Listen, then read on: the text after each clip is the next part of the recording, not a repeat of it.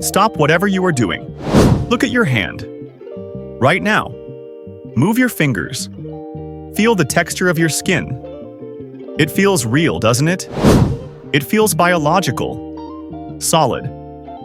But what if I told you that your hand doesn't actually exist? What if I told you that what you are seeing right now isn't reality?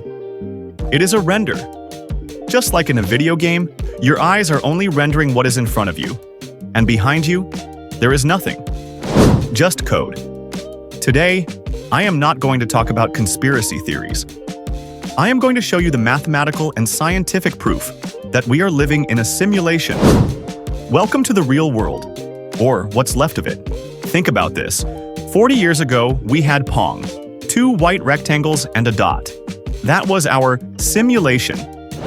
Today, we have photorealistic 3D worlds, millions of players online simultaneously, and artificial intelligence that can beat humans at chess.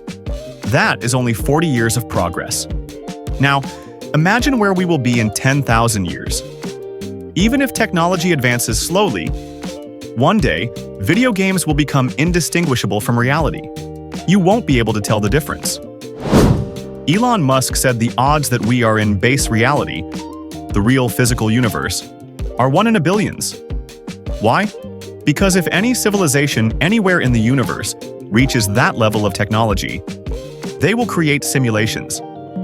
Not one, billions of them. So, statistically, what is more likely? That we are the first biological civilization? Or that we are one of the billions of simulations already running? The math doesn't lie. We are likely just non-player characters. But logic is boring. You want proof you can feel. Do you remember the Monopoly man? Does he have a monocle? Picture him in your head. Most of you said yes, but he never had one. Do you remember Pikachu having a black tip on his tail? He never did. Psychologists call this the Mandela effect. False collective memories. They say our brains are just glitching. But computer scientists have a different name for it. Version control. In software development, when you update a game, sometimes small details change. The background changes. A logo changes. What if the Mandela effect isn't a bad memory? What if it's an update? What if the creators of our simulation uploaded a patch, and our consciousness remembers the old version, but the physical world shows the new version? But let's step away from glitches for a moment. Let's look at the design of the world itself. If this is a simulation, it must have a design code, a recurring pattern used by the architect. And we have found it. It is called the Fibonacci sequence, or the golden ratio. Look at a sunflower. Look at a hurricane from space. Look at the spiral of a galaxy. Even the shape of your own DNA. They all follow the exact same mathematical formula, 1.618. Why would nature, which is supposed to be random and chaotic, follow such a strict, perfect mathematical code? Unless it wasn't random at all. In video games, designers reuse textures and patterns to save time.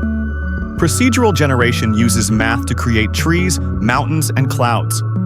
The golden ratio is the procedural generation code of our universe. It is the architect's fingerprint. But the scariest proof is not in our memory. It is in the laws of physics.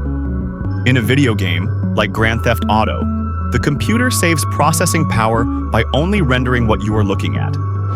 Behind your character, the world disappears into a wireframe. This is called frustum culling. Scientists have found this exact mechanic in our universe. It is called the Double Slit Experiment. When scientists fire particles through 2 slits in a wall, they behave like matter. But when they are not observed, they behave like waves. They exist in 2 places at once. They haven't decided where to be yet. But the moment a scientist observes the particle, it snaps back into reality. This implies that reality does not exist until you observe it. The universe is saving processing power, just like a video game engine. So we know the universe renders only what we see. But sometimes, the rendering engine fails. Throughout history, millions of people have reported seeing ghosts, shadow people, or strange objects in the sky that defy physics. We call them supernatural, we call them aliens. But in the context of a simulation, they have a simpler name: Bugs. Imagine a character in a video game clipping through a wall, or in texture failing to load. To the character inside the game, that would look like a ghost. What if paranormal activity is just data corruption? What if ghost hunters are just players finding exploits in the map? And those UFOs moving at impossible speeds? Maybe they are not ships. Maybe they are the mouse cursor of the admin, moving files across the desktop. And if you look even deeper, you hit a wall. If you zoom in on a digital photo, eventually you see pixels.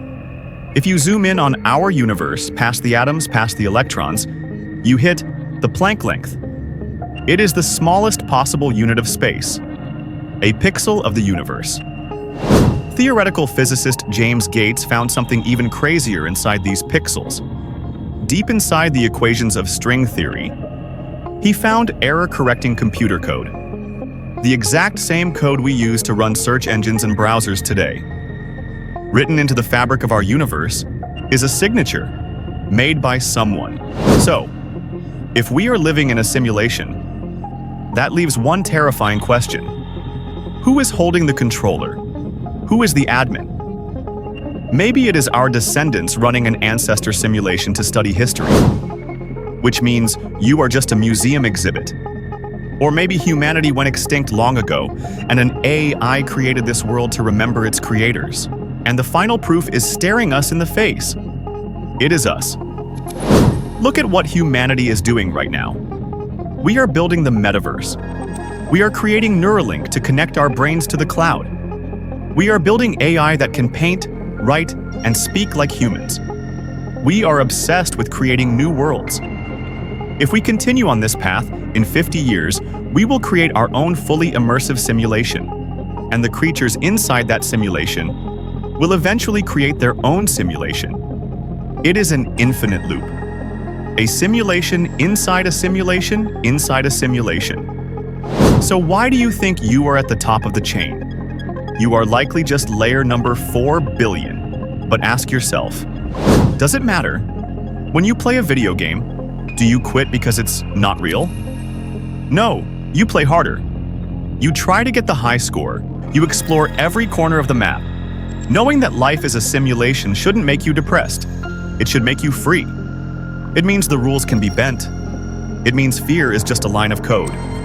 Maybe the people who changed history, Einstein, Tesla, Musk, were simply the ones who realized they were in a game and decided to become the main characters. So ask yourself one question before you go to sleep tonight. Are you playing the game? Or is the game playing you? Wake up.